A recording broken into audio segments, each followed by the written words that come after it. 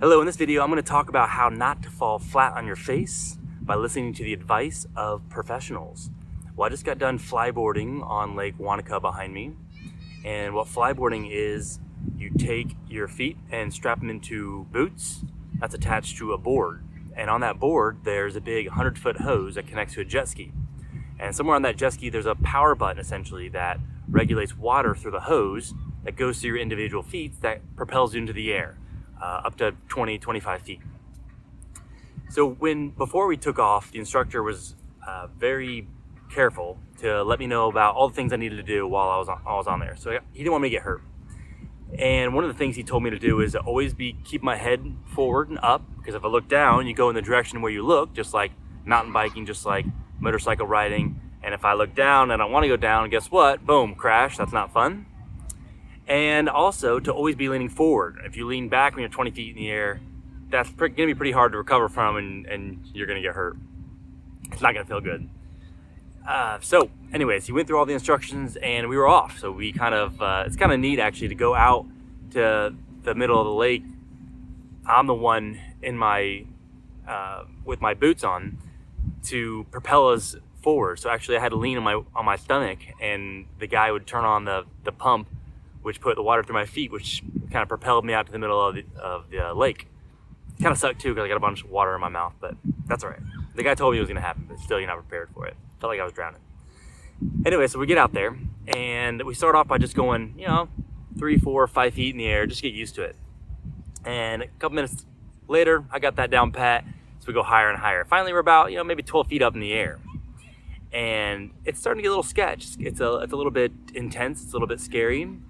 And but I had to remember, hey, look forward, keep looking forward, because what did I want to do? My instinct was to look down at the water, but if I look down, boom, I'm going to crash, and that's not good. So luckily I didn't look down at all, and I kept looking forward. Well, then he added a little bit more challenge to me, and he wanted me to dive into the water at 12 feet in the air. Not fun, huh? Actually, it was a lot of fun. Well, what you have to do technique-wise is you have to, all in one motion, go down, straight down, with your hands first, then head, then the rest of your body. Because if you just lean forward, your jets underneath you are going to propel you essentially horizontally, and you're just going to do a over-dramatic belly flop, which is going to really suck and it's going to hurt a lot, especially from high distances. So you just have to trust in yourself and trust in your judgment to go straight down. And that's what I did. And the whole time I'm looking forward, and I'm thinking, man, I want to look downwards.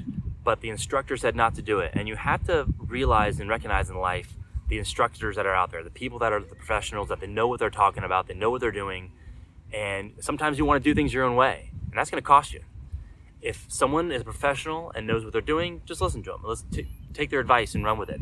So I did that. And with one fluid motion, and I'll show that video on here, I went straight down, dove into the water, and then popped right back up, just like I think it's called the dolphin dive, which is pretty fun because that's kind of what you felt like. Well, it was scary, but it would have been a whole lot worse if I didn't listen to the instructions. And I kept telling myself in the mind, hey, this guy knows what he's talking about. Look forward, dive, do exactly what he says, and you'll be fine. And I ended up having a great time. And the guy even said that I did a lot better than normal. And it wasn't because of my athletic abilities or my that I'm overly balanced or something. It wasn't any of that. It was just the fact that I listened to him. I'm 35. I'm out of shape. I was like wobbling, shaking the whole time. But if I looked down, or if I did an exaggerated lean forward for my dive, I'd have crashed and it would have hurt badly. And that's true in life. I'll kind of relate that to some of my businesses. One of my businesses, I have a checklist of, hey, this is exactly what you do in the beginning of your shift. This is exactly what you do at the end of the shift. No deviations. You don't have to reinvent the wheel. It's pretty easy. And I've had problems in the past with people not doing the checklist. They kind of want to do things their own way, or things didn't get done the way they should, just like me not looking forward or me diving in a different manner, and it messes everything up.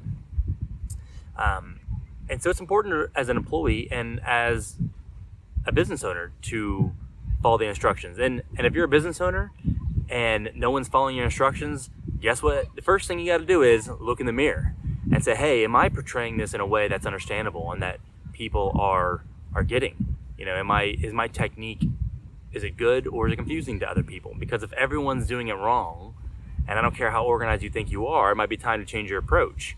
Just like this guy in the jet ski for me, if he kept saying, hey, do this, and the next 20 people that did flyboarding crashed, well, it might be time to change his approach as well on giving instructions. So as business owners, we need to evaluate how we give instructions, and as employees, maybe work on how we do it, and always question, of course. But if there's a step-by-step procedure of how to do something, just trust the professionals, trust the experts. I mean, they know what they're doing.